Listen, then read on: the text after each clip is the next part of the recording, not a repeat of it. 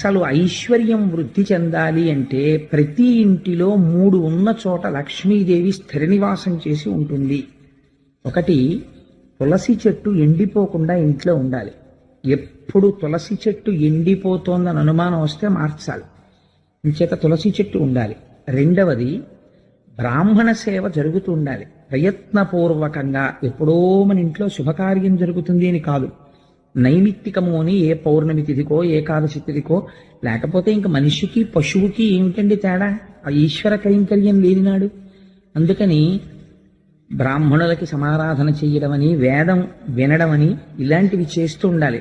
మూడవది, లక్ష్మీదేవి యొక్క స్థిరమైనటువంటి నివాసాన్ని ఎవరు అపేక్షిస్తున్నారో అటువంటి వాళ్ళు తగినంత కారణం లేకుండా పగటిపూట ఇంట్లో అదే పని